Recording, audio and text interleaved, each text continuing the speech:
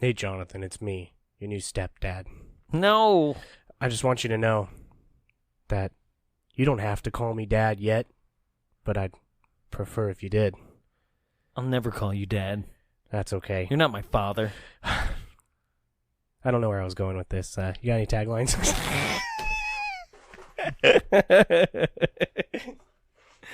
I thought you were going to be like, you don't have to call me Dad, but you have to tell me a tagline. I don't know. I was like really like, I'll get one. I'll get there. Nah. I don't know.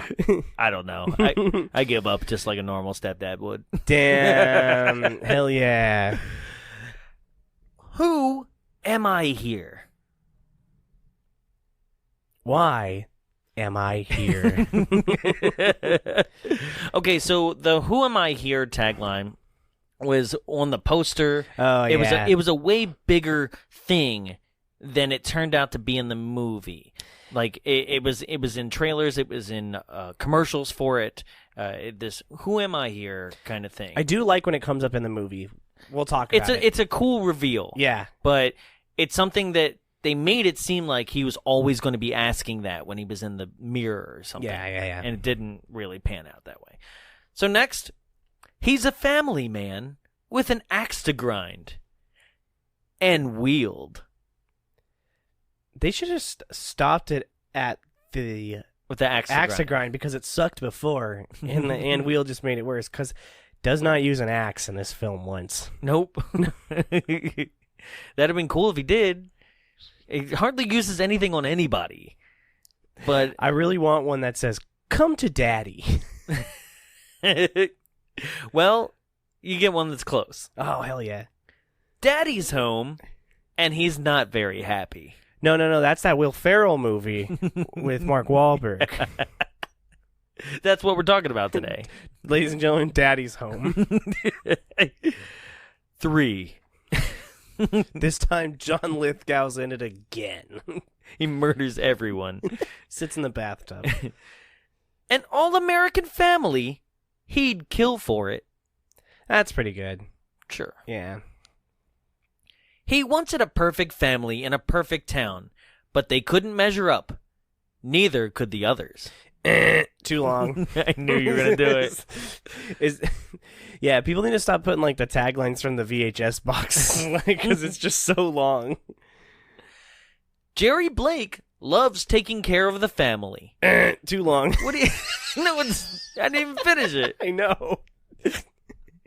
It wasn't going to be. Okay, go ahead. Jerry Blake loves taking care of the family. Any family. That just means he's a caring guy. It just makes him sound like a nice guy. Anybody that'll have him. I just love helping families. Jerry Blake is homeless.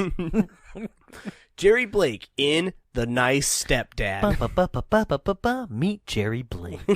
A man who will take care of a family. Any family. Hey. Anybody that will have him. Hey, kiddo. It's me, your stepdad. Wow, I love you, Jerry. Oh, end movie. Coming from Sony. From the Sony people Pictures. that brought you on the Men in Emoji Black movie. International. That's topical. Yeah. Join us next week for Men in Black International. Ain't the truth. From Sony, the people who brought you Men in Black International and thought about giving you Dark Phoenix. Comes a superhero tale of a different mortal coil. The Stepfather. Oh, he's a superhero? Yeah, he's a super dad. Oh, I see. Anyway, let's go. What sweater will he kill you in? No, I'm just... I got you so good. This movie does really like the beige color tones. He just likes to wear sweaters. Yeah. Just constantly. Damn. Sweater vest, sweater. Hire us, Hollywood. I got you. With no reported budget, an opening weekend USA gross of a limited release of $260,000, and a total USA gross of $2.4 million, with male nudity, female nudity shower scenes, 3 dead bodies, girl fights, scenes of sex, 2x4 bludgeonings, car explosions, telephone beatings, kitchen knife stabbings, mirror shard stabbings, and multiple gunshot wounds with 3 deaths in total, a 6.8 on IMDb, and an 88% on Rotten Tomatoes, making it a certified fresh... Uh-oh. Oh, no. It's 1987's The Stepfather. Let's drop some bombs.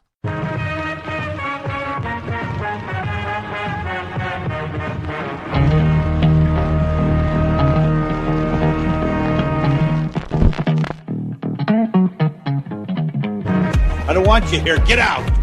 No place to go. I don't care about that. This house is for a family. You know what I mean? A family, home sweet home, all that. Hey, it's on May 2nd. Why is that you wait for me to rest?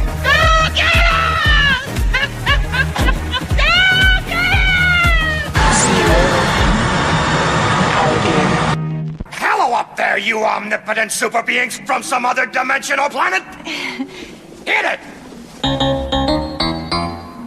Welcome to Bombs Away, the only podcast recorded inside a projection booth. My name is Jonathan Young. Joining me inside the studio, as always, is... The stepfather you always wanted, but your mom married that dick across the street, Tyler Rowe. Does anybody ever want a stepfather? Yeah, if you have no dad. Oh, damn. Yeah, we're getting sad. That's deep. If you have no dad. And she married a guy named Rick. Damn. Shut up, Clyde. Fetch me another natty light. Yeah. Yeah. So, ladies and gentlemen, just before we kick off this episode, I just want to give a couple reminders. So, first off, June 29th, 7 o'clock, the Frida Cinema. We are doing Nightmare on Elm Street 2. Come out and have a great time. I did it. I'm doing it on purpose now. Now you are. Yeah. Last episode it was accidental. Right. Now you're leaning into it. Yeah, of course. So, yes, please come out. Join us for Nightmare on Elm Street 2 live with special guest. We are going to have so much fun with this one. We are going to celebrate Pride Month the way it was meant to be. With a horror movie. With a horror movie. With gay sexual overtones. Yeah, overtones, not under. No. Yeah. So please, if you're in the Southern California area, please join us for the next live show. That is June 29th, and that is at 7 o'clock. Tickets are found on our new link at Linktree/BombsAwayShow. That's linktr.ee/BombsAwayShow. Speaking of Linktree, also you can go there so that you can pick up an official Nightmare on Elm Street 2 t-shirt or mug or pillow or any type of merch that you can get our new logo for Nightmare printed on. Underwear. No underwear. Sorry. They don't have that on? No, they don't have underwear. T-Public, get with it. I don't think T-Public wants those returns. I do. Send them to me. Yeah, but seriously, you can get notebooks, handbags, like I said, pillows, tapestries, wall art, stuff like that. All with that logo and many other logos. We have the ICS logo from Running Man. We just put up today, if you're hearing this today, we just put up 2 prom night-centric new t-shirts. One dedicated to episode 51's Prom Night 1980, and then another one dedicated to the new prom night that we just put out, and then another one that I'm working on right now, more disco logo. What? Yeah, a lot of prom night stuff. I think if I can get to it in time, we're going to have a Stepfather one. Hell yeah. Right? All based on his American Eagle Realty sign. Yeah. Yeah, I think it's going to say American Eagle Realty. Who am I here? Nice. Yeah. Like it. Easy. So you can get all that kind of merch, and you can wear it, support us, show your love for Bombs Away by wearing it out to a live show, and you can get all that at also our Linktree/BombsAwayShow. That's okay? linktr.ee/BombsAwayShow. And that'll be the second link in. It'll say Bombs Away merch. Yes. Okay? So, also, coming up, do not forget, next week is the Return to Nukem High. But not the movie Return to Nukem High. We're just going back to Nukem High with Class of Nukem High Part 2, Subhumanoid Meltdown. Kick-ass song. Yeah. That one's going to be crazy. I hope that you guys get a chance to check this out. Also, have you guys watched Prom Night 2 yet? It was on YouTube. I told you to watch it before. It's on Amazon. Yeah. It's amazing. Please go watch it. These are all these great things that you guys can experience. Also coming up next week is another staff picks. It's going to be Nightmare on Elm Street 1 just to get ready for Nightmare 2. So much going on, guys. We're really treating you, and it's all because we're building up to our 2-year anniversary next month. What? I can't believe I've been here that long. Yeah, it's weird. It's almost like you were never here. I know. I wish it was the case. It's almost like there's like over 100 episodes that I'm going to need you to watch so we can do again. Yikes. Yikes to me. It's like this desk is buried on top of the Indian burial ground of the hosts who came before me. No! You moved the desk, but didn't move the bodies. Why? Why? I was just trying to build a pool. This studio is clear. All right, let's go. Stepfather. Happy Father's Day. Yes. Jonathan, Happy how are Father's your kids Day. doing? I can't have any, and that's a guess. I don't know. Wow, that was a revelation within itself. Jesus Christ, that was sad. Yeah. I was just asking Carly about that recently. I was like, do you just go? Or if you can't have kids, then you go and you see if you can have kids? What do you mean go? Like, go to the people who tell you, like, that penis no good. Oh, well, yeah, if I guess after a while, if you've been trying. Yeah, then Yeah. you go and they're like, yeah. My close friend, I'm not gonna say their name, but my close friend is going through that, and I don't know which one, but she has to take the shots and stuff Oof. like that. And yes, they're now expecting. So congratulations to them. And Congratulations, Jonathan. yeah, what? Jonathan is his close friend. He's pregnant. Yeah, I juniored it. Gross. Who let that movie happen? My baby! My baby! What's that? I can feel it kicking. I can feel it inside of me. I'm going to ruin California. It looks like you got plowed. Jesus Christ. Danny DeVito and Schwarzenegger in another movie. I would wish they'd do a third movie together. Yeah. That'd be great. Dude, that'd be sick. Triplets. It's them and then Chris Rock. Oh. Gotta throw someone else in who absolutely doesn't look like them. I just went through my brain going like, can I do a Chris Rock impression? And then the other half of my brain was like, just don't do it. No, don't. This is gonna come out sounding like Chris Tucker. No, it's not. It just would come off probably racist. That's fine. So, yes, Stepfather. And, yes, that's probably what's going to happen to me one day. You are built to be a stepdad. He's the cool one. No. Now I'm just going to kill them all one day. That's spoilers. As angry as I've been getting off caffeine lately, where I'm just like, what? You did what to my non-special edition Star Wars DVDs? Shout out to those kids that are probably in their early teens now. Oh, yeah, they're almost graduated. High school? Yeah. You're old as fuck. No. Well, they were already like one was entering middle school when I met them. And how long ago was that? So like 10 years ago. Jesus Christ, you're old as fuck. Shout out to those kids. Good job. You've permanently scarred Jonathan. Yeah. So, stepfather. Yeah. You ever been a stepfather? No, Carly has a We stepfather. clearly don't want to talk about this movie. No. Here's the thing, folks. This movie's not bad. No, not at all. I picked it because I know that part 2 and part 3 are ridiculously bad. Well, they're ridiculously bad based completely on the premise of the fact that when the movie ends, you're like, they can't make another one. They killed him. It's so dumb. Well, this movie follows the same logic as like Michael Myers by like part 4. Yes. You're like, that fool was shot in both eyes and burned alive. No, but the third film was so good, so they had to make him for it.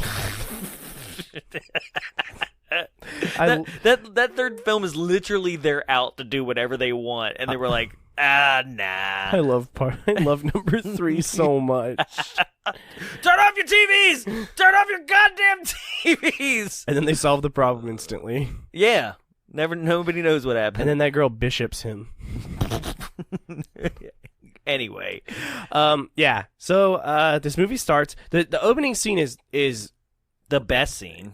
The other thing about this movie that admittingly makes it boring, it actually, outside of it not even being a bad movie, it is kind of just boring because you're waiting for a big buildup, is that it's really well shot, but not interestingly shot. No, it's just shot. Yes. Yeah, it is, like, there's really good shots in it, and it's all well composed and all that kind of stuff, but it's just kind of like, you do see his dickle in this scene, though. Did you go back and watch so you could see it? No, I didn't. You told me about it. But, lame-o. Because if I had sat here and been like, yeah, I went back to watch the scene, you'd be like, you went back to watch a dick? No, I would have high-fived you. Yeah, you would have. I watched this with Carly and her sister. Oh no. Yeah, Stephanie? Yeah, we sat down and we watched it. And Stephanie and Carly were both like, "Is that his dick?" And I was like, "What?" And then he's like, "I was like, oh man, I must have missed it." And then he turns again, you see it in the mirror. I was like, "That's his dick." There you go. Also, for those of you that don't know, this is the guy from Lost. The guy from Lost, right? The one who gets lost. Real so are we. Lost. Well, what I find interesting before we see this scene, the soundtrack for this movie is all over the place. All over the place. Well, because like it's Terry O'Quinn. That's it. Yeah, John Locke. So the theme music, or at least the opening credits, is like theme music that you'd be like, The Stepfather. He's available for fairs and children's birthday parties. Yeah, he's like, yeah. May take on multiple personalities at your own party. This movie also suffers from Vaseline lens. Yes. Like, everything's so soft focus and everything like that. Mm-hmm. But yes, the music is weird in the opening scene. I was like, what is this movie? So the opening scene is like, is a shower kind of scene. It's a foggy mirror, and then you find out that Will Forte killed his entire family. It looks just like Will Forte when he was in The Last Man on Earth. Stop canceling my shows! That's what happened. He just had one too many show canceled, and he's like, I can't do anything else with that Christian shop. He's like, you it's like, you guys, please. MacGruber wasn't meant to be taken seriously. The guy's name was Kuntz, for God's sake. I was fucking a ghost on a gravestone. Yo, I love that movie. When he puts the celery in his butt, so good. Yeah, he definitely looks like he has a thick beard. And you don't really know what's wrong in the beginning. You just think, oh, it's just a dad getting ready for his day. Yeah, but you also, like, you know that there's a sense of dread. You're like, this guy, you know, just because of the movie. It's one of those things where maybe not if you went into this movie blind. You were like, what's this movie about? It's just a drama. The guy's going through some stuff. Yeah, maybe. Well, see, here's the thing, and we're going to get to this point next, is that I knew about this movie. I've never seen it, but I knew a lot about it going into it. I was not anticipating the brutality of what had occurred with him in this house. This is actually the movie I wanted to watch. That one? This one. Yeah. Yeah. So he takes a shower. Mm-hmm. He shaves his beard. Yep. Cuts his hair. Makes a perfect neckline in the back. Yeah. I don't know how that's possible. The Stepfather 2, the barber shop. Now he cuts hair. Yeah, but he goes down this... Stepfather 2, back in the cut.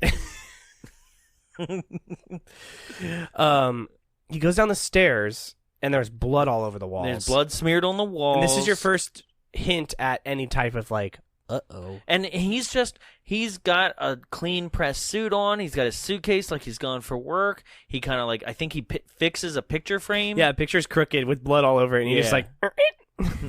And then leaves. And as he closes the door behind him, the camera stays in the room, and we see not one, but not two, but 3 people dead. And one of them is a child. Yep. Which is pretty intense. 2 of them are children. 2 of them are children. Mm-hmm. Yep. Bloody, and a dog. gory scene, right? Yep. I didn't see a dog, but that's crazy. I don't know. I think I made that up. Sure, maybe. Yes, it is. Yo, what happened to that dog in the movie? I kind of forgot too. Right? We'll get to that. All right. He So brutally murdered this fingerprints? Family. Nah. He's white. He got away with it. He just changed his look.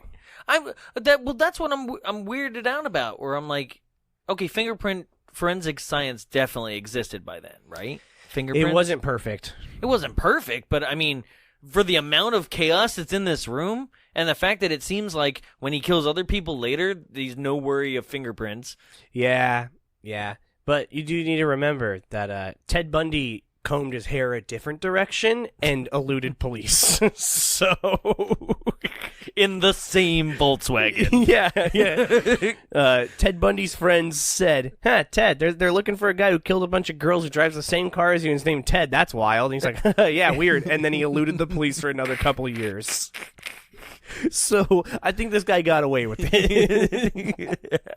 Ted was like, look over there, and escaped twice. Yeah. Do you know what got him? Fingerprints, actually. Yeah. Because he forgot his crowbar behind. Yeah. But yes, he leaves the house. We never hear anything about the... Well, Sure. we do hear about this family again. So he is on like a ferry, and he takes his suitcase, I guess, with his old clothes in it, which I'm like, why are you trying to even dispose of it? Who cares? Like, you did not care about these fingerprints we just talked about. No, just wash them at a Right? laundromat, dude. So he's on a ferry, and he takes, and when no one's looking, he like pushes it over the side, and then it proceeds to float, and he's like, oh, God damn it. Yeah. It was supposed to sink. Also, someone saw that. So there's no way no one saw you do that. Well, there's no way that it didn't just wash up the shore. And some poor hobo was like, cool, bloody clothes. Gotta cover these with my bloody clothes. It's good to have clothes with blood on it that's not mine. At least it's not feces. At least the blood will dry. But yeah, so now it's basically, it says 1 year later. okay, I missed the 1 year later. Oh, really? And I was wildly confused. Well, it wouldn't even matter if it was 1 year later, considering what they establish about him as a person and as a character, and his MO as a killer is that he's already establishing his next lifestyle before he's already committed the crime of the last. Yeah. Right? So it would be, for you to be like, oh, I missed it, I could sit here and say it's perfectly believable that, like, 1 year is fine. Like, they had already probably been dating. But for you to even not see it, I've been like, that'd be okay, too. Do you know what would have been sick, though? If he went H.H. Holmes route and was just, like, had families everywhere. I didn't know he did that. I just thought he had a fun house. Yeah, he did. I mean, kinda. No, yeah, he had families all over America.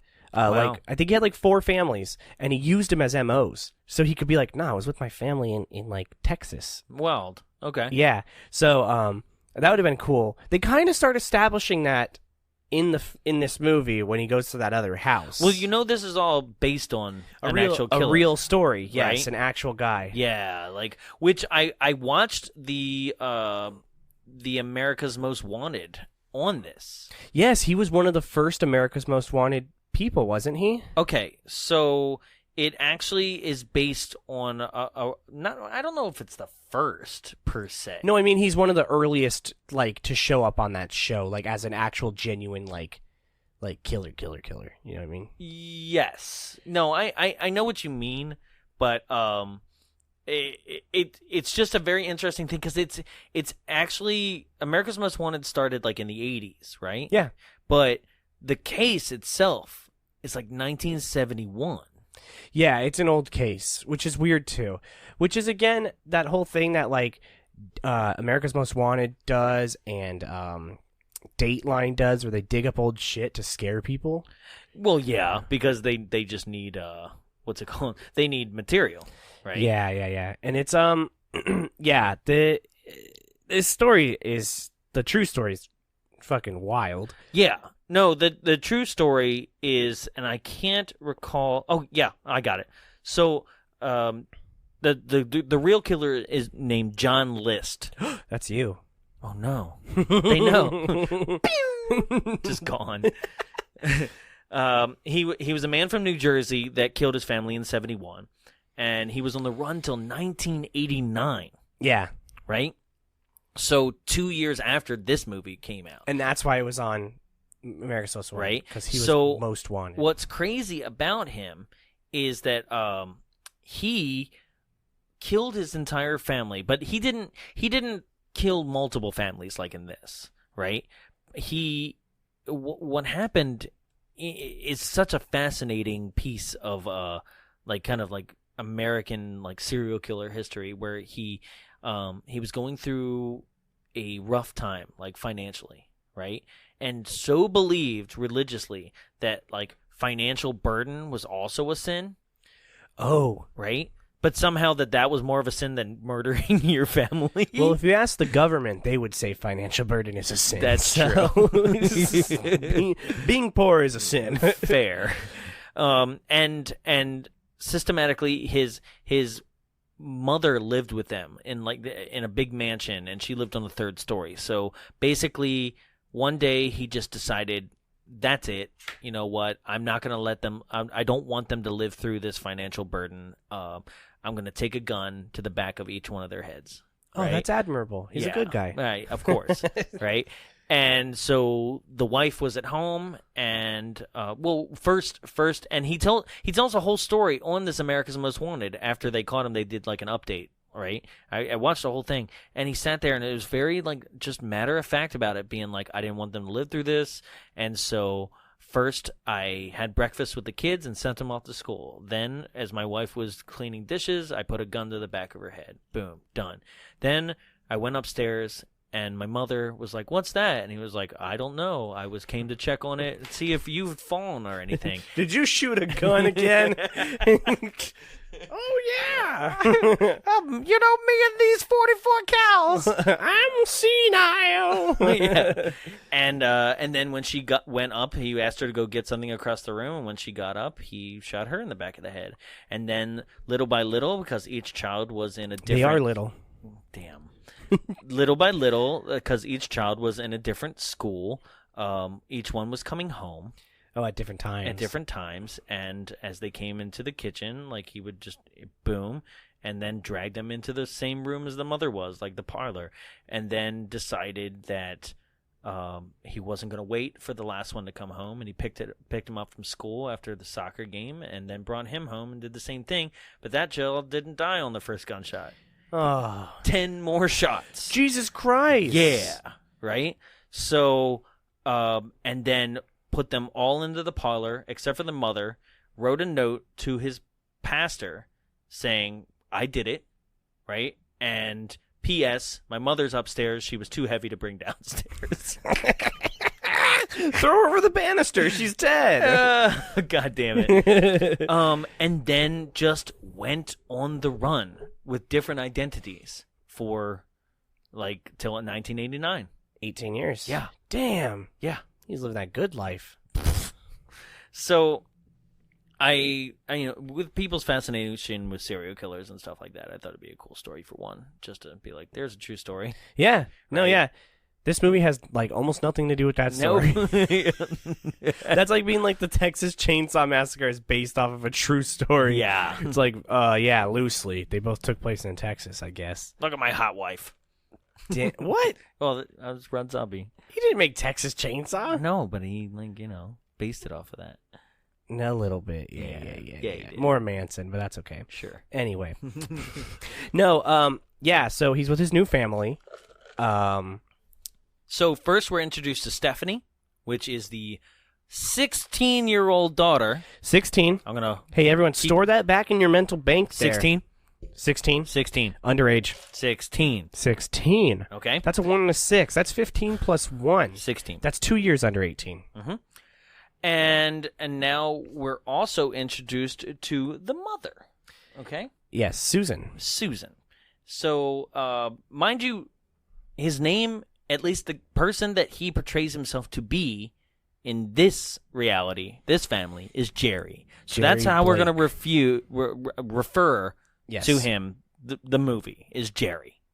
Okay. Yep. So now we're introduced to Stephanie and Susan, and they're playing in the backyard, throwing leaves on each other, and Jerry comes home, and even for a serial killer, he does some questionable things, like that are just like, I mean, even if he wasn't a serial killer, you're like, that's weird, right? Yeah. Where he gives Stephanie a dog in order to bond with her, right?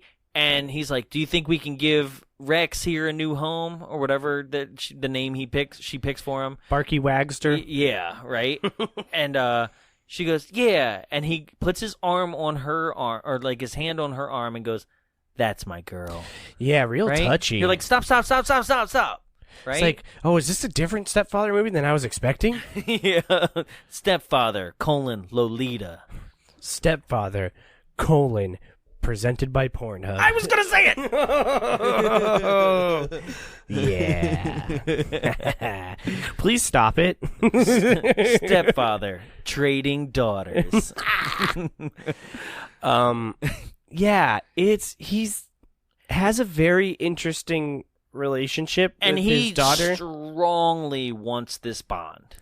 Yes, not a like a fucking bond, like a Right. loving child bond. Okay, so that's the weird thing too, right? Is that he desperately, as a character, wants a family that's like perfect, like the perfect homegrown like example, whatever it is in his head of a family. Which is wild. They almost make this character sympathetic. Yeah. Because he's a sick person. And then in the trivia, it said that there was actually a scene that was cut from the movie where it showed his growing up life where he was abused. Oh, yeah. And I thought you were going to troll me again. No. No, it was supposed to show that he was like abused by his father and his mother, and that's why he was the way that he was, and that's why he wanted such a normal family. Mm-hmm. But the studio felt, rightfully so, I actually believe, that it put too much empathy from the audience onto him. Yeah, it's actually like why the Nightmare on Elm Street remake doesn't work.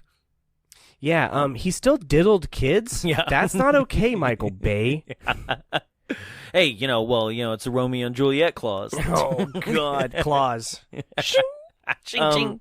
I thought you were gonna say number 5, the one where you find out that Freddy Krueger's mom was like a nun. And, Oh, yeah. like ravished. The dream by- child. Yes. Yeah.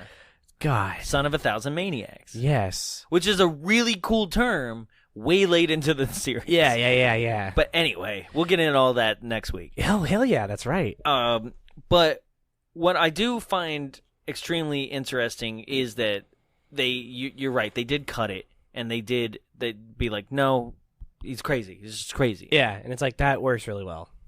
But I still do feel some sort of sympathy. A little bit. Not sympathy for his actions. You feel sympathy for him as a character because he just desperately wants a family life. Right? But that's the weird part where I wish that he himself through the movie had been going to therapy too, and somewhere someone said, well, if you want a family, you got to work at a family. And literally have that dichotomy of being like, maybe I won't kill this one. Yeah. No, and I would actually say that I disagree because the not reveal, but the big, like, I don't even know how to explain it. The thing at the end where he's just like, oh shit, fuck it. And just like, goes at it is like so much more poignant without any, like, because Without emotion? the whole movie is the build up for literally the last 10 minutes. You're right. So, speaking of, the soundtrack then changes from like clown music to like an after-school special. Yeah. It's like da-na-na-na-na-na-na-na. I think, and honestly, I think all of this is on purpose. This is an incredibly smart movie, and I think it's all done on purpose to lull you into a sense of security and kind of be like, oh, fuck, this guy changed. Yeah, but I don't, like, anybody who's seen the trailer knows that that's not true. Like, I don't get that sense of security. No, I know, but it's trying to make you feel like everything's okay until he's in the basement, like, cutting wood all weird. So why are you wearing 2 shirts, Dad? It's so fucking hot down here! Why are you wearing a flannel and a flannel underneath it? He was wearing a blue button-up and then a checkered flannel. Like, look like a fucking brawny man! However, I do have to say, I had to explain that to Carly and Stephanie. You wear clothes like that when you're cutting wood because the wood chips fly back and it'll go on that and not your nice clothes. But oh, I thought you wore clothes like that just because you were dead. Basically. Hey, it's me. I'm your dad now. We got to go shopping at Marshall's. Sears is having a sale. You guys want to go to Calgore? Calgore? Yeah, that was the store. Is that an East Coast thing? Or Calgate? I don't know. Caldor. Damn it. It's Caldor. Oh, yeah. Caldor. I've heard of Caldor. Calgore. I'm Calgore. You guys want to go to the Bass Pro Shop? I'm Calgore. Savings galore. It's Caldor. We don't carry anything under a 3X. Yeah. Big and tall. Damn. Yeah. No, yeah.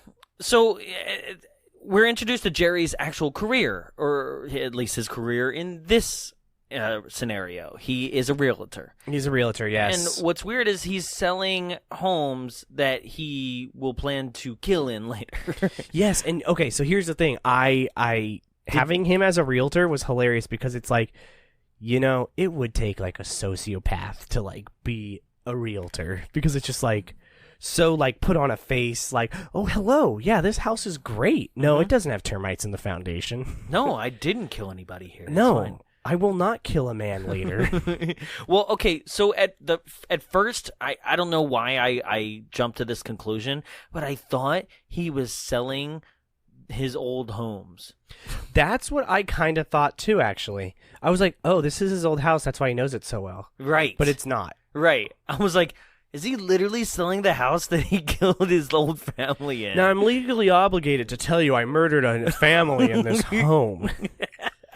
He's like, damn. Oh, don't worry about it. But okay, here's what's also weird about this is that like in this moment, it's a family that's viewing this home with him, and he befriends the little girl, and you can't just like be swinging little girls of clients and befriending them out back while like the parents are checking out the home. Oh yeah, and he says some weird cryptic shit to her. Well, basically. The little girl asks if he has a family, and he says, "Yeah, he has a little girl, and she's in high school, right?" No, he says she's about her age to the little girl. I got it reversed. Yeah, and then she's like, "Oh yeah," and he goes, "Oh wait, no." He like gets his story mixed up, which is going to be a constant thread throughout this movie of him just being like, "Oh wait, that's not what's going on here. That's not this reality." Yeah, Yes. yeah. I mean, it's extremely interesting. But it's freaking weird. You can't just be like, you can't look like him and be swinging little girls on a swing set alone. Yeah, no, this movie really wants to hook you with like, yeah, he's a pedophile, and then it doesn't. Right? So now there's a scene. There's going to be a lot of stuff in this where I'm just going to jump a little bit. Yeah, because it's all over the place. It's all just establishing weird, creepy stuff, right? So I'm just going to jump to the weird stuff that like is commentable. Right? Yeah. So there is a scene where Jerry is watching Mr. Ed. God.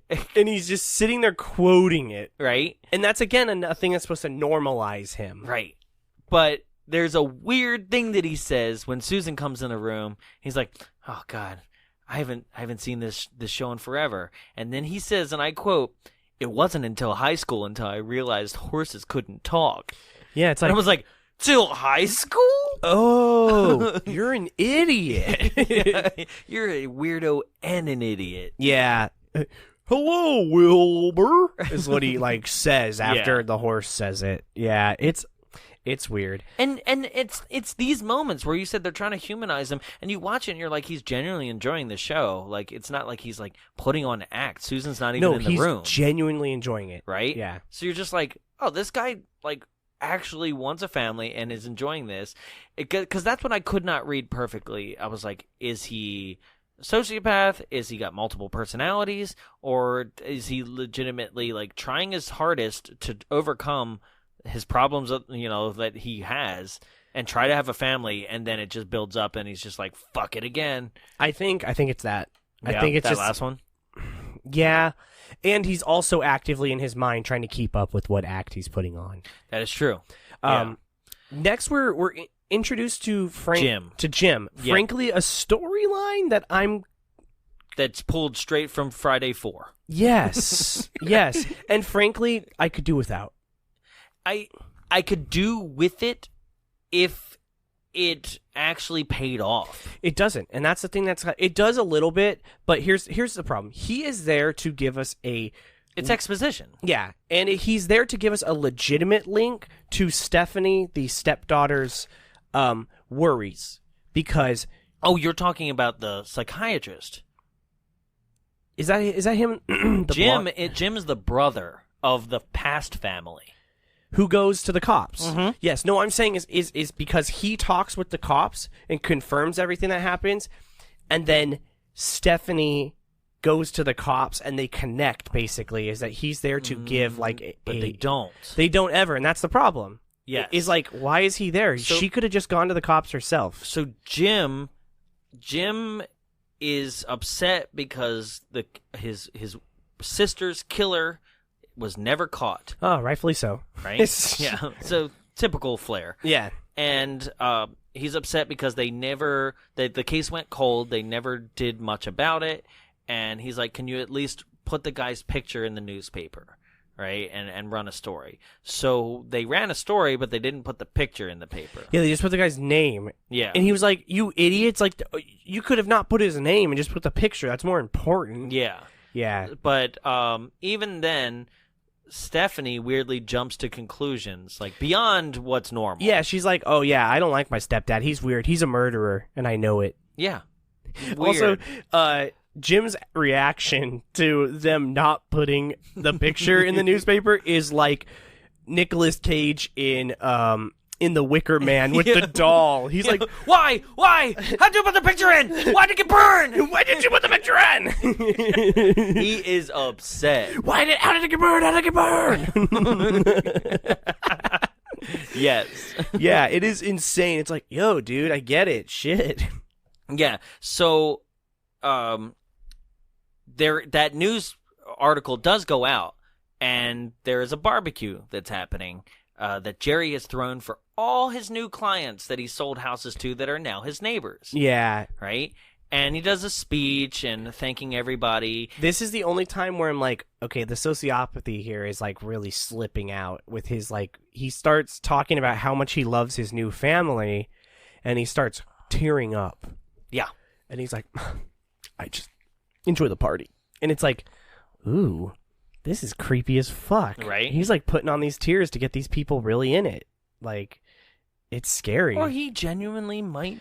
I don't think so. You don't think so? I think at this point, he's putting on a show. I think that's the interesting part about this film, though, is that we could dissect that back and forth About the if he entire is, time. yeah. And so a bunch of people are sitting around the table with Jerry. They're reading the newspaper, and they're like, what could drive a man to kill? And he goes, maybe they disappointed him. Right? And I was like, and then he goes, hey, I thought this was supposed to be a party. And it's just like, it was until you said some creepy shit like that, Jerry. Yeah. Like, hey, Jerry, what the fuck did you mean? hey, I think Jerry's the killer. Who invited John Lovitz? Baby. No, yeah, for real. It's like, hey, Jerry, can I talk to you over by the grill? Yeah. How's it going?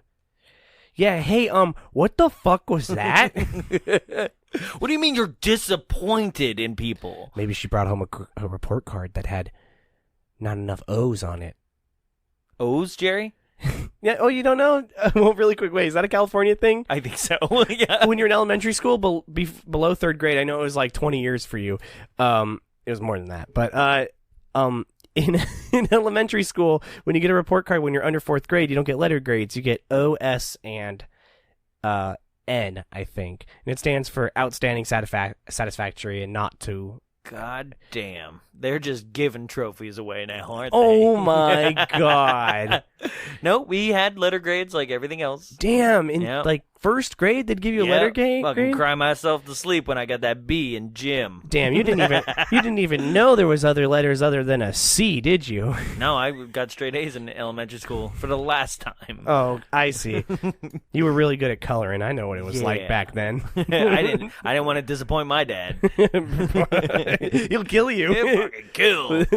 No, yeah, he says some creepy cryptic shit, and then nobody at that table thinks it's weird that he's just like, yeah, anyway. Well, they're quiet about it, but like, hey, honey, can you pull the Honda around? Honey, grab the car, grab the potato salad, we're fucking out. You know, Jerry, I was gonna let you eat some of this potato salad, but then you got real fucking weird. You would have liked it. Cindy's potato salad is the goddamn best. She puts paprika in it. I know it's a little spicy for our complexion. It's Blue Ribbon, goddammit.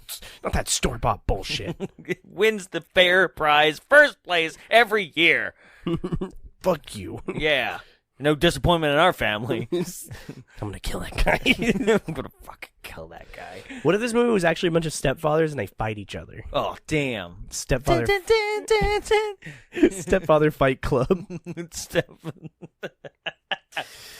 Stepfather 4. Fight Club.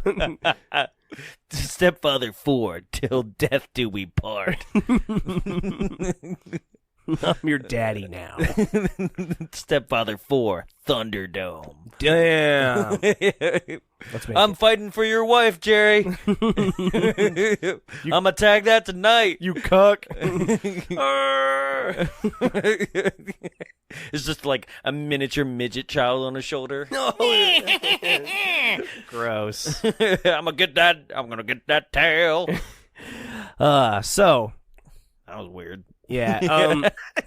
So yes, now what's also weird here is that like Stephanie grabs that article and she's immediately like, she continually flip-flops on being like, I like Jerry, I don't like Jerry, I like Jerry, I don't like Jerry, right? And Jerry isn't doing much to actually kind of deserve that. Yeah, no. Even in this moment now, he goes down to the basement, right? Because he's I mean, understandably freaked out about seeing the newspaper article, right? Yeah, listen, if your stepdad hangs out in the basement a lot, he's killing people. No, no, don't say that, because my dad did. I said stepdad. This is the never mind. Uh-oh. I was like, there's nothing funny about this story. I'm not going to tell that. No, he's down there talking to himself. Yeah. There's this weird thing where he's just down there and he's just like, oh man, gotta get it together, gotta get fucking, oh, god damn it, son of a bitch, right? And he's just banging on stuff. And Stephanie, who went to get laundry or something from the basement, is just in the corner, just like, oh shit, right? I gotta go. But then if that it happens, and then he sees her and catches her, and honestly, the speech about him letting off some steam is the most believable thing. Like, if I was a child, I'd be like, that's fair, Dad. All right. You know. Stephanie, don't worry about it. Daddy was jerking off down here. Well, he goes, Daddy has to let off some steam sometimes. You understand that? And she's like, uh-huh. Right? And honestly, I'd be like, yeah, that's fair, man. Like, these people are a bunch of assholes upstairs. Yeah. Right? I don't even know why you did this barbecue, Dad. Me neither, Stephanie. And then the movie ends and they actually love each other. Yeah, right. To be fair, Dad, I didn't understand it. Like, you already got them to buy the house. Yeah, like, why'd you invite him over? Yeah. Tell them to fuck off. They're not future clients. They're past clients. Every past client is a future client. Damn. That's right. Okay. Always be closing. So now we're introduced to the psychiatrist that Stephanie is going to. Yes. And what's weird about the psychiatrist is that they have been seeing each other since she was a elementary school student. Yeah. Because he has a picture of the two of them on their desk later on that she finds after he's dead. Yeah, that's weird.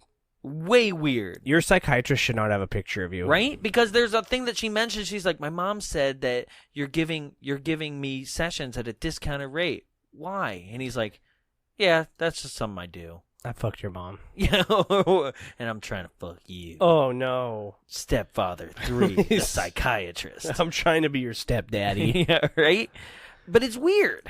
It is weird. And This character unexplained. is... Again, this is another character that's like, I would be much happier with her being a very savvy character. Akin to the children in, like, It. Like, the new It. Sure. Just, like, goes to the library and figures this shit out instead of, like... these like weird threads of people that exist who really don't serve much purpose. No, and he's just talking her through it, being like, "Why don't you give him a chance?" And that's about it. And then they send Will Forte's headshots in the mail. Yes, she contacts. it's a headshot. It is. Too. She contacts a She contacts the newspaper. Yes.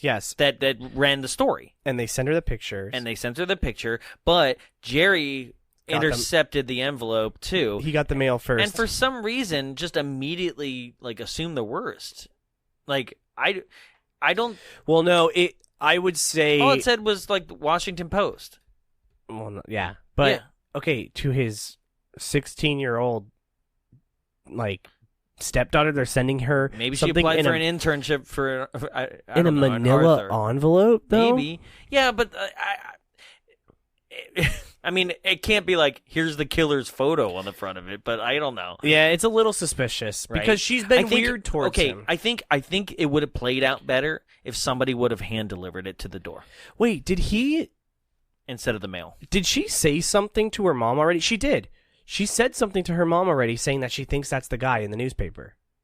Yeah, but I don't think he overheard that part. He did. He overheard. No, her. she just said I remember that scene, and she were just like, but he's just weird and strange, and yeah, he just came in and you're not very normal either, you little bitch. Right? He's at the top of the stairs crying. He's like, Stephanie, words really hurt. What the fuck is that smoke monster in the forest? Where are my legs? I don't know about the legs. Yeah, I think he's a an amputee in the show. I've never watched the movie. I mean, the show. Carly loves that show. Yeah, yeah. Because so when this movie came on, she was like, I was like, yeah. So Jerry intercepts the photos, and then the psychiatrist suggests that he's going to call Jerry and try to speak to him. So he calls the house, and then Jerry's like, "Tell him I'm not here, and I'm never here." And I was like, okay, that's a clear sign too of just being like, you should probably tell the doctor he doesn't want to speak, and so he could stop calling. Yeah. And stop, it's just not going to happen, right? But to me, that's still not a sign of being psychopath. That's just I'm a man who doesn't want to talk to my problems, with a psychiatrist. Yeah. It is a little weird though. It's only weird because it's like, Jerry, if you're trying to form a bond with this girl, then maybe you should get to the bottom of this part. Hey, Jerry, if you're trying not to be labeled as a killer, maybe be a little less suspicious. That would be cool. Yeah. So the psychiatrist hangs up the phone with him and then proceeds to write on his desk. Just write on the wood. Yeah. Which you're like, that's weird, but it actually turned out to be a clue later on that I don't believe anybody would actually find. No. Because all it says is Jerry Blake with the phone number on it. Yeah. And you're like, okay, so he was trying to get a hold of him. So he just wrote a phone number down. Yeah. I would never. Yeah. Right? Oh, Kurt Russell. That's a deep Disney cut right there. You got it now? Yeah. Yeah. I still don't know why he wanted me. I was never summoned to the office. Damn. So, now, at this point, he is duped into meeting with the psychiatrist by the psychiatrist calling him, pretending to be somebody else and wanting to buy a house. Yes. They meet at a house to buy it. And something happens in this scene that made me laugh really hard and then be like, oh, fuck, the implications of this scene are fucked up. He says to him, so you got a family? Yeah. As he's touring the house.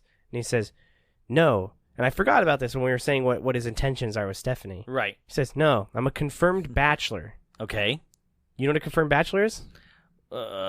Somebody who has, like, I don't know, has a license that says single? No. A confirmed bachelor is how people used to tell people, I'm gay.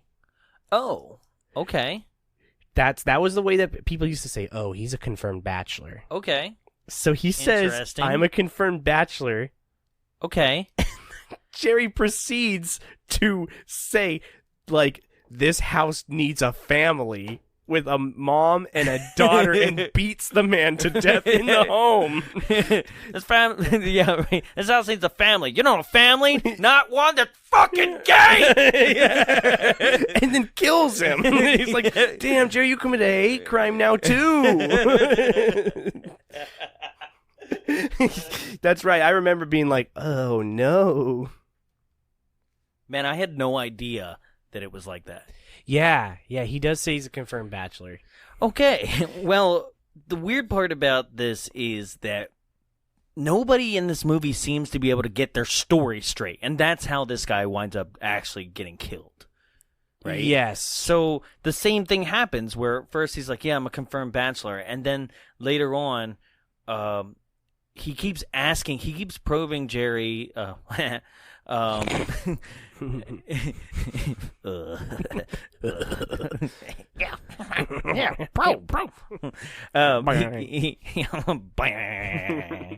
he keeps asking Jerry questions to basically he's giving him a free psychiatry lesson on behalf of Stephanie, trying to figure him out. Yeah. Right. And Jerry's like, hey, are you trying to buy a house, or are you trying to, like, know more about me? Are you interested in me? Yeah. Right? Goes back to that hate crime thing. Yeah. Right? And he's like, yeah, I'm sorry. My wife gets on me for that all the time. And he's like, wait, what the fuck? Yeah. Right? So it's another thing of being like, come on, dude. Like, just, like, you slipped up that easily? Yeah. One thing I will say about the death in this scene, I greatly appreciate that it didn't take one hit from a 2x4 to kill this man. Right. Because it took a ton. It took a ton, but also I'm like, what are you doing? You're killing. You couldn't have, like, walked out to the backyard or something and done it? Like, stabbed killed him in the home. Yeah, just, there's got to be blood speckles everywhere now. In a house you are trying to sell. Right? And it was just like, yeah, let me wrap him up in this, like, paint paper. Yeah, and drag him outside into the trunk, and then set up an incredibly elaborate. What are you gonna say? Nothing. You were laughing. Because you have constructed Lego as we're talking, and the Lego that is designed to look like us. You have put what I know is your hair and face as standing up, and me as a Lego figure on my knees sucking you off. And then just planted it here until I saw it. You were literally just like, I thought you were like, what? He put the body in the car. Big deal. I did that a while ago. I forgot about it. Moving on, folks. Moving on. One day we'll get that video in here. He puts the body. Why do I have a microphone still in my hand? You're always recording. Always be recording. Gotta get that Banaka breath spray. Anyway. Yes, he puts the body in the car, and he sets up an incredibly elaborate way of disposing of this body. Yes. He takes and puts the psychiatrist into the driver's seat, and then he stuffs a rag into the gas tank, and he lights the rag, and then puts the guy's foot on the pedal, and then lets it drive off the cliff, and then before it gets maybe 500 feet away from him, It just explodes. just done. And then we're talking like a movie explosion, not like a... It's like a huge explosion. Yes. The forest is on fire now. Yeah. And he just walks away from that, right? Proceeds to tell Stephanie that the psychiatrist died in a fiery car crash. And they become closer because of it. Yeah, it's weird. Yeah. So, as this is happening, Jim, the brother of the dead wife, right? Yes. Is running around town to his own like action synth soundtrack. Yeah, like a crazy person. That's what it is. Yeah, it's cool. Right? And he's found a magazine with pages torn out of it in the old abandoned house where his family died. Yes. Right? So now he's on the hunt for this same magazine at a library to see what the pages were that got torn out. Yes. That is a stretch that somehow pays off for him. Yeah, also, hey, it's been a year. Someone would have cleaned that. It would have been gone. Well, maybe because it still had police tape in the living room. So why would it have it evidence. after a year? The case is cold but not closed, and maybe the whole house is. But that's right. Jim. They said that Jim owns it now. Oh, and I guess he's just leaving it the way it is? Yeah. It's like, I love being reminded of my sister's brutal murder. That's weird. I'm going to piece this thing together myself. Pepe Sylvia! I go to HR and I go, Carol! There's no goddamn Carol. Charlie, you don't have to worry about that. Because we're all fired. Because we're all fired. There's not a single goddamn person in HR. There is, Charlie. There's plenty of people that work in this building. They're all asking for their mail. That's all they're talking about. Damn. Yeah. So the stepfather in a Pepe Silvio style episode. Oh, I'm down. That'd be cool. Right? Yeah, so he pieces together a very weird clue. This house is a goddamn ghost town. Yes, he pieces together a very weird clue to track down Jerry. Yeah. Meanwhile, we switch over and randomly it's Thanksgiving. Yeah, time jump. And it's pointless. Yeah. It just shows that everybody is closer now. Yeah, he says grace, which he's never done before, so that's weird. Yeah. Because I'm pretty sure you've said grace before. Yeah, it's a weird scene. Yeah, it's only there to show that everything's like fine now. Right. And then, so Stephanie has a boy that she's interested in, and he takes her home on his motorcycle. Oh my God, this is insane! Because this is the turning point, right? Yeah. We just saw that everything's fine. She's closer because of the psychiatrist dying, and now they're closer at Thanksgiving. He has the family he always wanted, and then Stephanie and this boy just have a goodnight kiss on the front porch. Literally, we're talking like Pecs. tame for a 13-year-old. Yeah. It's like, Yeah. good night. Right? I do love this. And he bursts on the scene. Jerry burst out the front door like Mary Lou. He and just blows through the front. Yeah, he's just like, get the hell out of here, you son of a bitch! And he's right? like, whoa. She's like, Dad, I like this boy. And Susan comes out and is like, what is happening? He's like, he was practically raping her on the front porch. No, he didn't say practically. He says he was raping her. He just says she's being raped. And it's like, whoa, Jerry, dial it back. We don't need to say the R word here.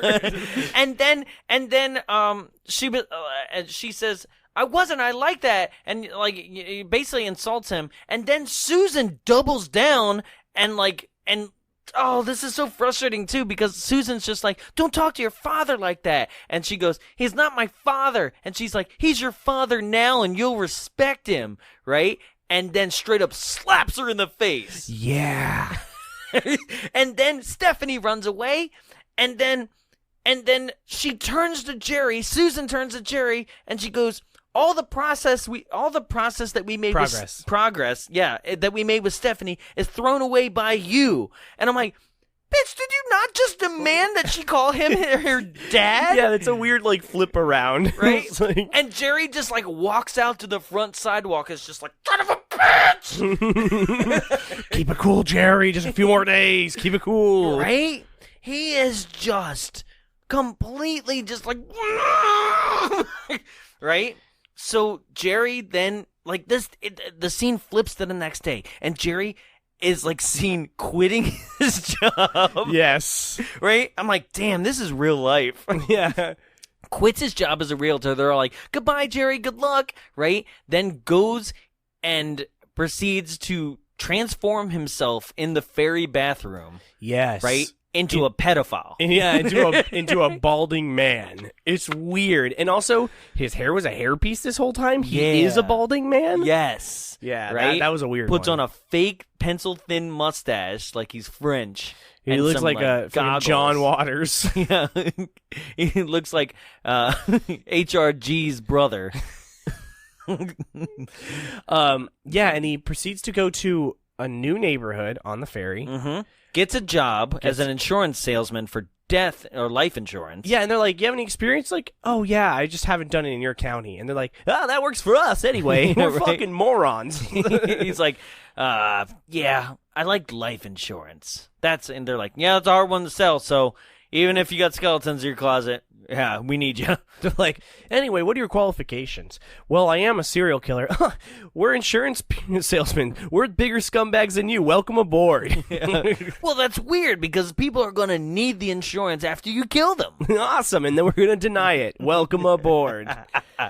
Yeah, and then he proceeds to kind of scout out a new family. Yes, straight up like already bought a home.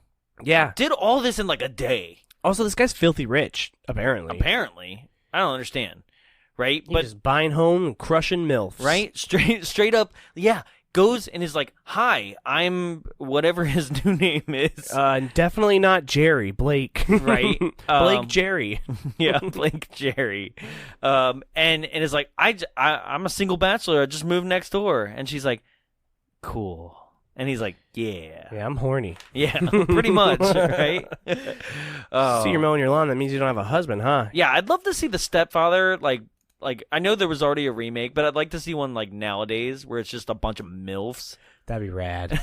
Right? Brazzers, where's the parody? Yeah. Yeah, every scene ends with a cum shot, and then he stabs her. Dude, Brazzers, where's the parody? Brazzers, get on it. Call us. Fly us out to Miami. Yeah, it's a bit of a yeah, it's wild that he's just like, all right, time for another MILF. But okay, here's the thing, because as this all is happening, and then Jerry's coming back to his old family, you know, the current one we've been talking about with Stephanie and Susan. Susan finds out that the jig is up because she calls Jerry at his job. I love this reveal. Right? Because it's just so nonchalant. Yeah, she calls him at his job, and they're like, Mr. Blake left a couple weeks ago. He hasn't worked here in weeks. Right? And she's like, It's the calls are coming from inside the house moment. The only thing that would have made it better but more cliched is if they did the push-pull camera effect. Yes. Where you zoom out as you're moving forward. She's not as shocked as she should be about this. And she's like, oh, that's okay. She goes, do you want me to give you his home number? And she goes, no, I'm calling from that. Right? And she goes, oh, well, sorry. Bye. Oh, weird. Right? Don't need to be a bitch. Anyway. Yeah. But here's the thing is, why would you quit your job one, before having another job. I mean, you got one pretty easily. I know, yeah. It was not hard. Because, yeah, you're right. Just white men in the 80s. It's just like, Hey, welcome to our business. Looking for a job? Yeah, you're white, right? Yeah, welcome. yeah. Yeah. What do you you're guys right. do here? We don't really know. But logistically speaking, you're just like, why would you quit your job before, one, having another job, two, like, that's the thing that they didn't establish is, like, they didn't show him with, like, even a duffel bag, like, full of cash or something No, you just got fucking stacks. somewhere. You got bones. Right? But why would you quit your job when you know that your wife could call there? Yeah, it's a bit weird, but he probably wasn't thinking she would because she trusts him. She showed the other night that she trusts him more than their daughter. Yeah, but then he ruined that trust, so Yeah. he's back to square one. Either way, it's just like, why would you quit the job before, like, killing them off even? Yeah. Like, you should kill them and then go and be like, bye, and then leave. Yeah, that's a bit more suspicious, though. Yeah, you're right. Yeah. But still, like, keep both jobs or something. Yeah. I don't know. Something. But either way, So he comes back home. yes. And she starts questioning him a little bit, right? Well, she's like, I called your work and they said that you haven't been there. And he's just like, stupid bitch. Yeah, basically. He's like, she doesn't know shit. What was her name? I'm going to fucking kill her and her family. Basically saying, not psychiatrist, I mean, the secretary, he's like, God, that new girl, she's just fucking retarded. She doesn't know shit. Yeah. And the wife's like, Oh, I used a hard R. Sorry. Shout out. Yeah, so, but that's what he is. He's like, she's so stupid. Yeah, Like, and the wife's God. kind of like, Oh, yeah. yeah. Yeah, I And then guess she's so. kind of like, no, yeah, you're right. Right. And meanwhile, And he goes, how hard is it? And he says his new name, right? He goes, Jerry Dandridge, just say that, like, Yeah. he's like, Jerry Dandridge, how hard is it? and Right?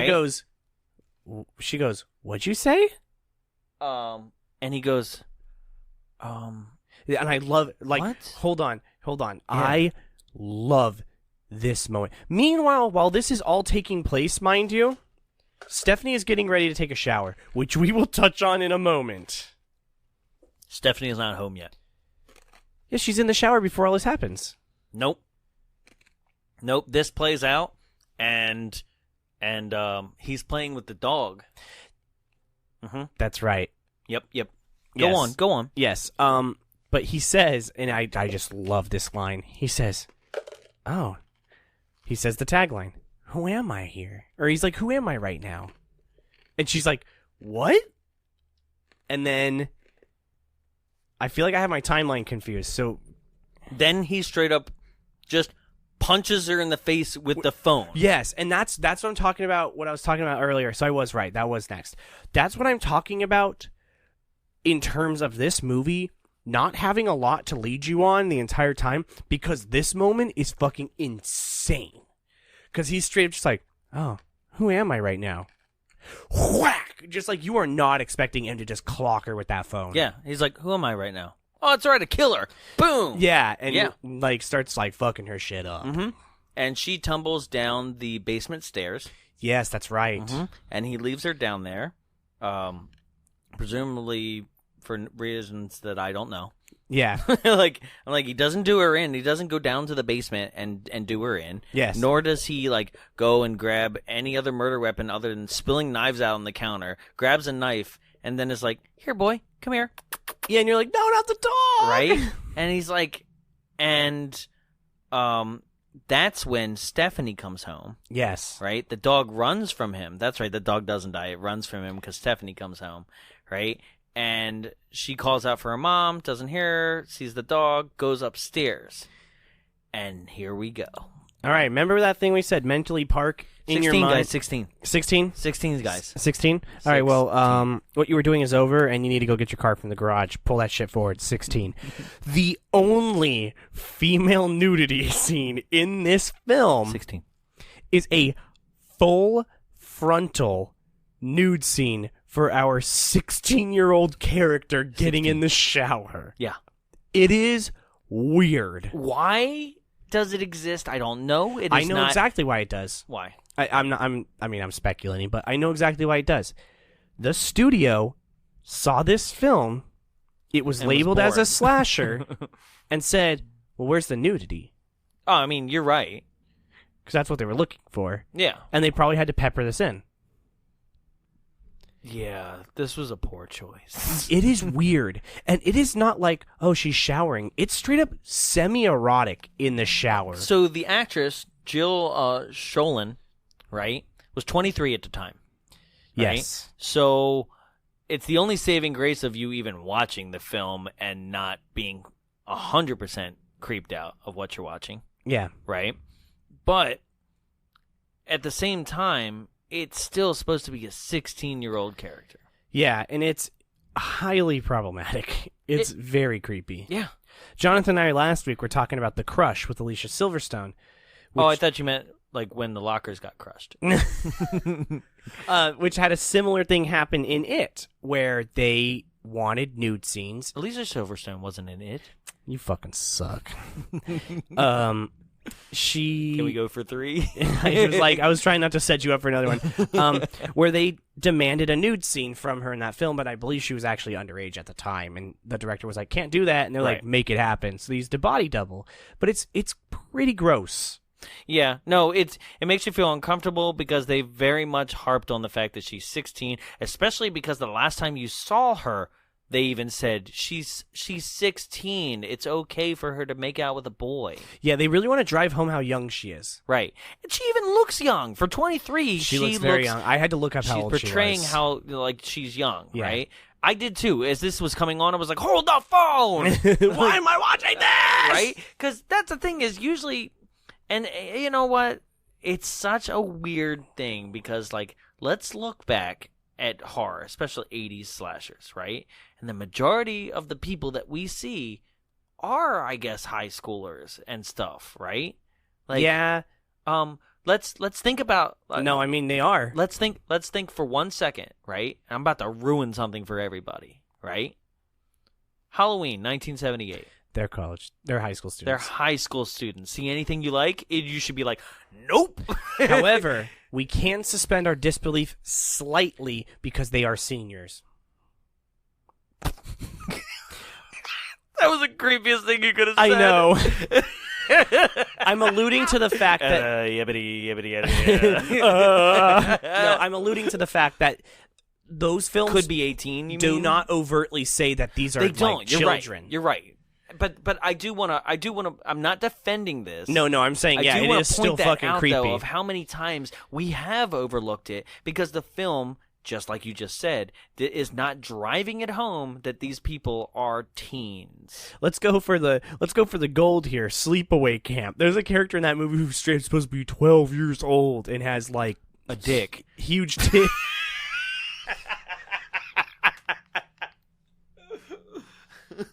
Fuck. Full trans nudity. But no, there's a character in that movie that's supposed to be like 13 years old, and all they do is talk about how much she fucks, Yeah. and that's weird. Yep. Yeah, so this is weird. Yeah. Meanwhile, she's having her erotic underage shower, and her mom is getting her like shit kicked in, like she's about to die. She is? Yeah, her Jerry was like, He went downstairs? They were Did he? they tussle a bit. I missed that. He comes upstairs. So what stops him from just killing her? Because that's what I missed. Because he hears Stephanie start coming out of the shower.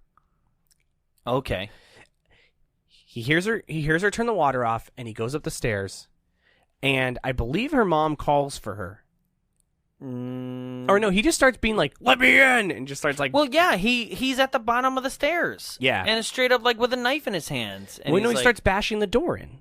Well, he bashed the door in because she locks herself in there. So he's at the end of the hallway. Yes. And it's just like, it's go time. Yeah, he's like, "All right, kill time, kill, Right, kill." yeah. And then she locks herself in the bathroom. He is just pounding this door. Yeah. Breaking the glass mirror that's on the other side that's like, I guess, embedded in the door. Yeah, that was wild. Yeah. And then Stephanie takes a glass mirror shard and stabs him in the arm as he like bursts through the door. Rad. He straight up bursts through like he's like Jason Part 2. I was thinking like Freddy, like Oh yeah, through the mirrors. through the mirrors. Yeah, that's Nightmare 3. Yeah, the Yeah. good one. Yeah. Yeah. No, yeah, busts through it. She Right? kind of gets away from him. Goes up through an attic hatch Yes. into the attic. He follows her up there. She, like, straight up takes a sled, a metal sled, like fucking Rosebud, and right? hits him with He, it. like, pops his head up into the attic hatch, and the sled just comes flying from off camera, just straight at his 100 miles skull. per hour. And I wished it would have hit him. Yeah. Like, that would have been great. It's so But funny. he's just though. like, oh, goddamn! It's coming at him hard. And also, it's hard to throw that. Yeah. And then he comes up, and it's such an interesting thing because he's like, hey girl, hey Steph, hey girl, Daddy was just playing. I was just playing. I wasn't gonna hurt you, right? And then just in the same sentence, it's just like, I wasn't gonna hurt you. Steph, get out here right fucking now! Yeah, it's very Jack from The Shining. Yes. It's like, I wasn't gonna hurt you. Yeah. You didn't let me finish. Right? So I don't remember. Oh, that's right. He does like kind of find her, and then like doesn't watch his step and He winds up falls through the roof. Falls through the roof, Which like I have to like admit, it's Christmas Vacation. never is not a funny thing. Yeah. No matter how tense a scene is, if someone falls through the roof of a building, Yes. it's hilarious. Now he's back in the bathroom. Yes. And then Stephanie climbs down out of the hatch and tries to get like she kind of has this moment of trying to decide like, do I check on him Yeah. or do I leave the house? Do I double tap or do I get out? Exactly, right? She decides to get out, but not before he like grabs her. Yes. And they start tussling at the top of the stairs. Meanwhile, Susan, shit, we forgot a whole part. Jim. Oh. That guy comes in and he 'Cause it dies doesn't matter, so fucking right? quick. Because, okay, yeah, that's the thing is, like, he basically finds out that, yes, indeed, Jerry is the realtor that's been selling homes, and... Like I said, his character is so fucking lame. It doesn't matter. He comes in and he dies so quick. Yes. Actually, that's what saves Susan from dying in the basement. Yes, he comes in. There it was. Yes, Jim comes in. He wind up. Meanwhile, like, maybe you should arm yourself, like, not just have the gun on you, but like actually armed if you're gonna B&E into a serial killer's house. Like, I'm here to rob this house. Oh, fuck, what's going on here? just comes in, and then Jerry is at the door, and he's like, Jim! Jim from Scarsdale! Yeah, How you doing? that shit's hella funny. Right? Because he recognizes him, right? Yeah. And he's pretending to be that person, the husband that he knows. Yeah. Right? And he's just like, oh, well, you're dead. Yeah, just it just stabs kills him. Takes the knife and stabs him through the gut. There you go, he's Jim, dead. And so, but the reason why that was important is that Jim drops the gun, and now that gun is loose on the floor. Yes. Right? So now Susan out of nowhere is at the bottom of the steps while Jerry and Stephanie are tussling at the top. Susan grabs the gun, and she fires, and it hits Jerry in the shoulder. Yes. Now Jerry's like falls down the steps halfway down and then proceeds to like climb back up, but not before Susan gets off two more shots, one at a picture frame. Yeah, and the other at the wall. And then one more in his leg. Oh, that's right, in the leg, yes. Right? So now Jerry is like trying to reach for the knife that's at the very top step. And for some reason, Susan has to be like, Stephanie, the knife! Right? And Stephanie gets the knife first, jabs it into his chest. He falls down the steps. Busts the banister. Yeah. Dead. Yeah. Or is he? Yep. No, I'm not saying that like the movie alludes to that. No, he's straight up fucking dead. Yeah. And the movie's done. Yeah, pretty much. There's one more scene where basically Jerry this whole time in the basement was making a birdhouse, Yeah. right? And he like in another moment that was supposed to establish how like the family was coming together, he built the birdhouse up in the backyard. So Stephanie in this That's right. moment Cuts takes it down a with a jigsaw. sawzall. Yeah. Sawzall. Oh, sawzall. and cuts it down, which is pretty funny. Right? Because now those poor birds lost their house. Fuck them birds. End of movie. End of movie. Weird. Yeah. He's not dead bad. though. Not a bad movie. No, he's not dead because for the next 2 years on Father's Day, we will be revisiting this series. Yeah. So like here's a little rundown of what you have to look forward to next Father's Oh my Day. god, I just read synopsis. Excuse me? Yep. After escaping the insane asylum in which he was incarcerated, the stepfather impersonates a marriage counselor and manages to win over a patient and her young son. Also, why does it say the stepfather? Why doesn't it just say Jerry? We know who he is. Well, because like they just basically that's a pseudonym for like all his identities. That's weird. I like it. Because I don't know if they're like referring that he's still Jerry Blake in the insane asylum, but the character is then credited with like a couple different things. Yeah. And then Stepfather 3. Steppening. This time he steps too far. Oh no! Stepfather 3 on the move. Oh, it's a TV movie. Did it ever? It didn't happen. What do you mean it didn't happen? Look at this. Yeah, it happened. Where the fuck is the cast list? Oh no, I'm in the summary. Oh, I was like, what the fuck? Okay, that psycho stepfather has escaped from the insane asylum and has his face surgically altered. Now he's married again, this time to a woman with a child in a wheelchair. He goes on a killing spree once again. Coming to your TV 1992, Mac and Me Too. Where's Mac to save you now? Oh, I misspoke. We have 3 years of doing this because you want to do the remake? In 2009, a terrible remake came out. Can you bring that up? I want to see who's in it. Yeah, it's Dylan Walsh from Nip Tuck. Oh, yeah, He's the stepfather. yeah. Yeah. And Johnny Depp's abusive ex-wife. Amber Heard? Yeah. Oh, no. Oh, yeah. Too bad she couldn't beat the stepdad.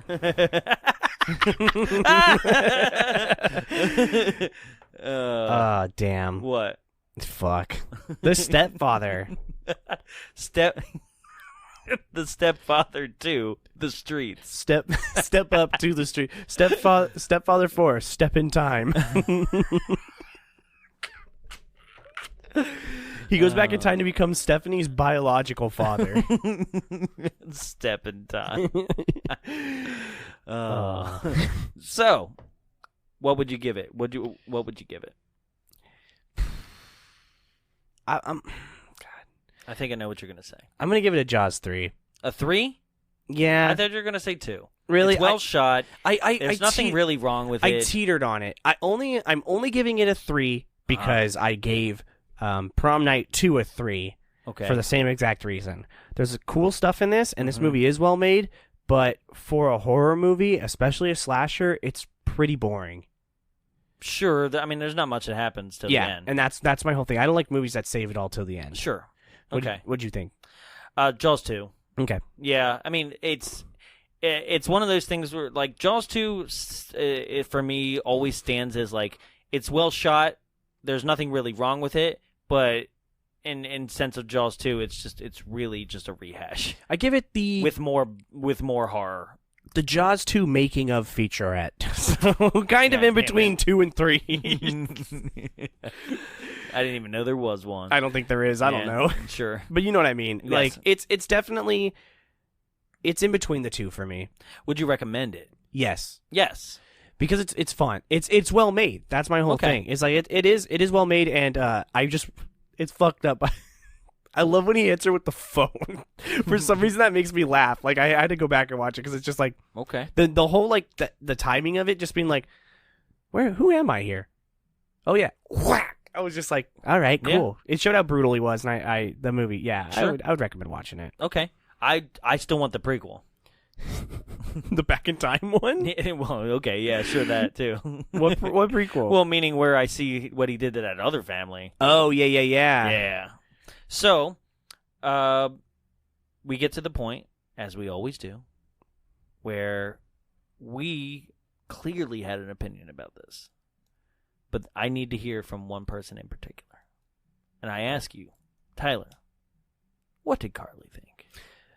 She liked it. Okay. Same on board with me. It just was a little boring.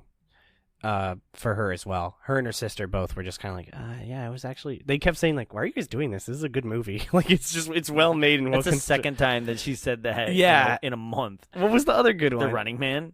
Oh yeah, Running Man was fun. No, she enjoyed it.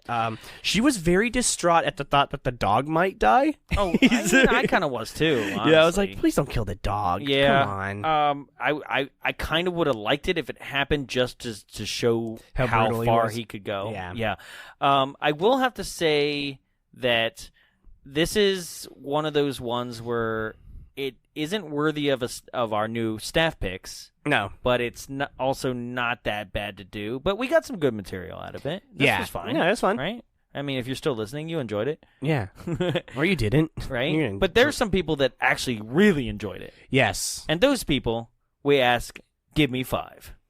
These are 5 or 10-star reviews. They are pulled from Amazon or IMDb from Tyler. I have never seen these before, and that's kind of part of the fun.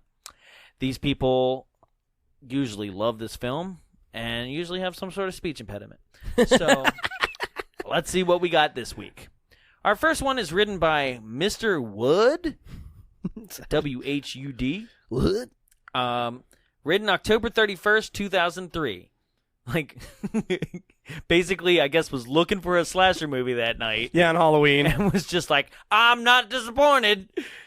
Okay. Titled, One of the Best. After reading the plot outline, some of you might roll your eyes and mutter, oh great, a formulaic, plotless, cardboard character derivative flapdoodle. Because that's what I always say. Damn, that's what I said when this was over. Not so.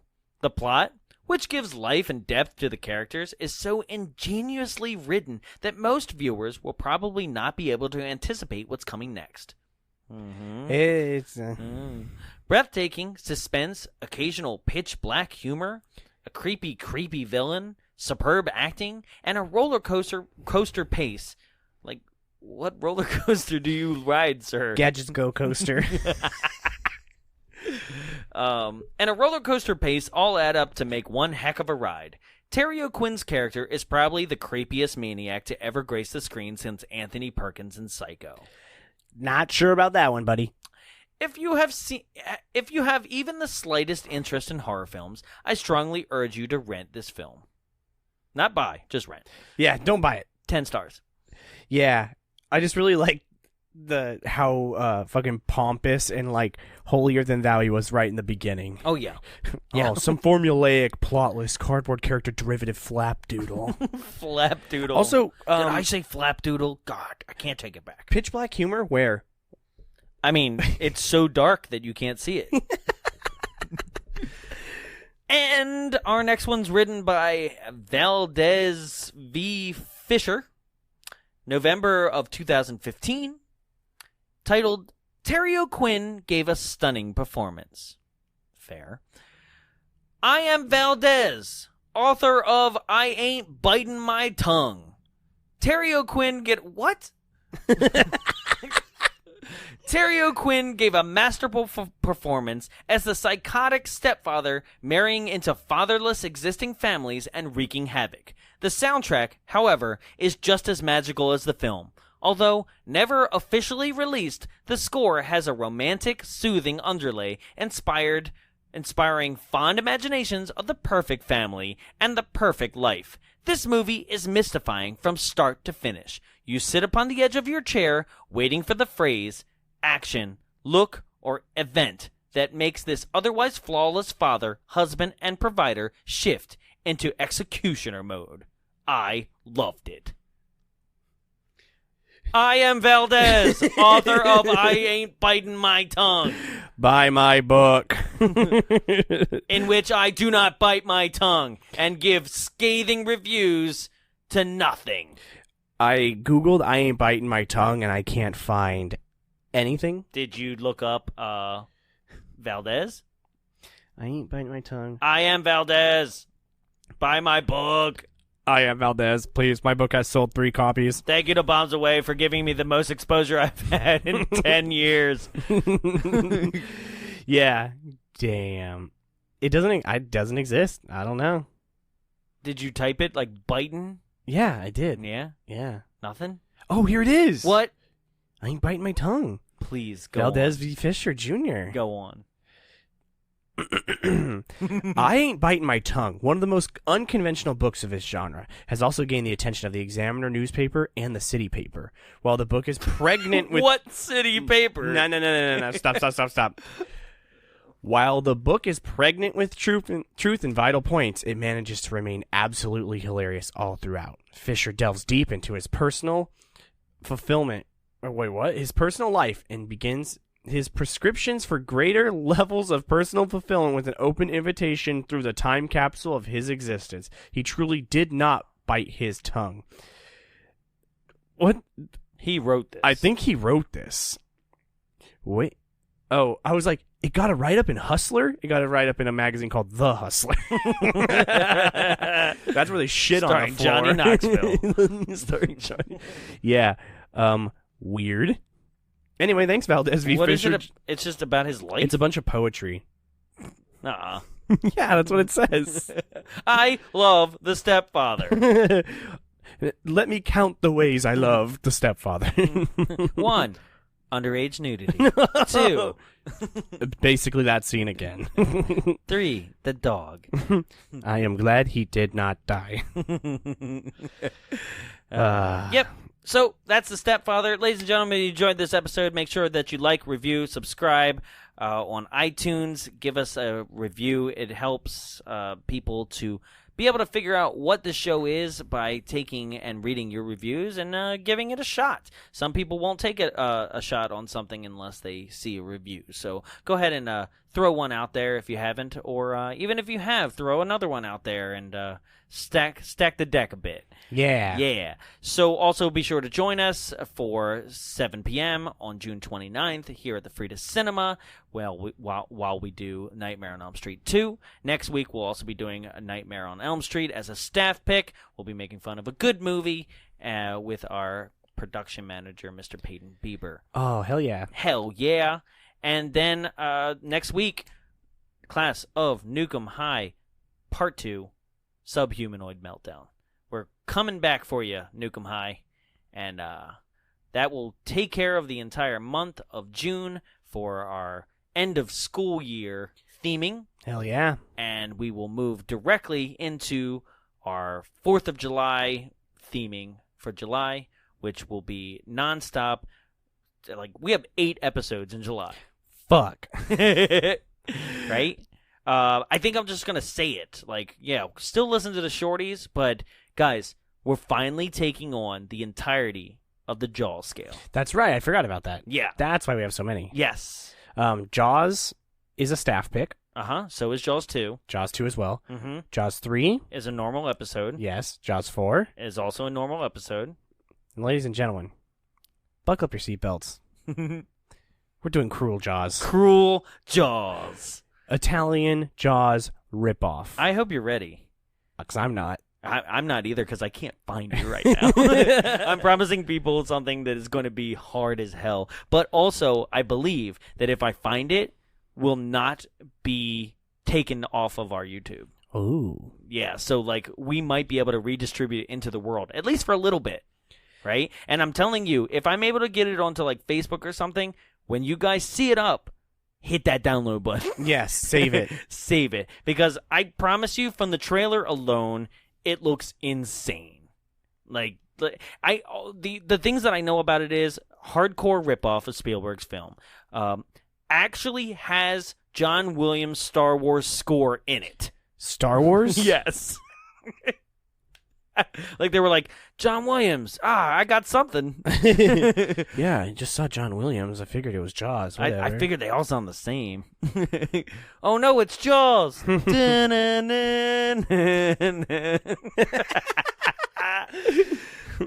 no, it's Jaws. Schindler's List. E.T.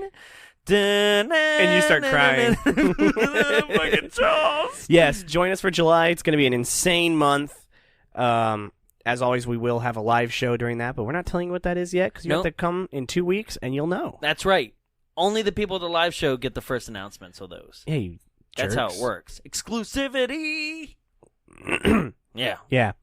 Anyway, make sure you rate, review, and subscribe like we said. Follow us on all the social media. And where can you get all the links in one place now, Tyler? linktr.ee/bombsawayshow. Hell yeah. And there at Linktree, you can find links to our merchandise, links to the live show tickets, links to any single place that you could possibly find our show, like on its main platforms, Apple, Google, Spotify. You can find links to the YouTube when I put it up. And forgot about that one. No, but all that will be up.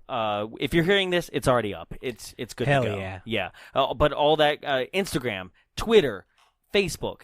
And if you're like, well, I've already seen most of that, and I just need your Facebook. So Facebook, Twitter, and Instagram, you can just follow us at Bombs Away Show. Make sure you do that. We're posting constantly. We're posting clips of the movies that we're talking about on here. We've got clips on our Insta stories, and it's a lot of fun over there.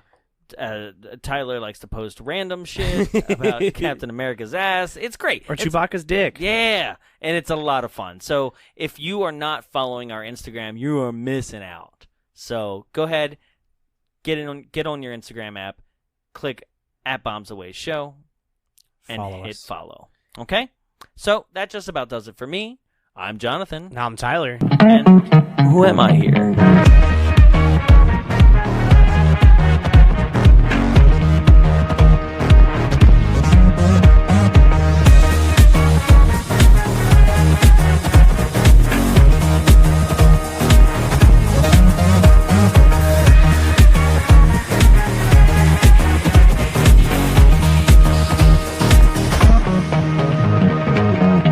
This has been a production of Big Bulb Entertainment, executive produced by Jonathan Young.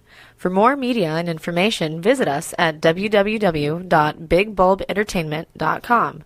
Big Bulb, what's your bright idea?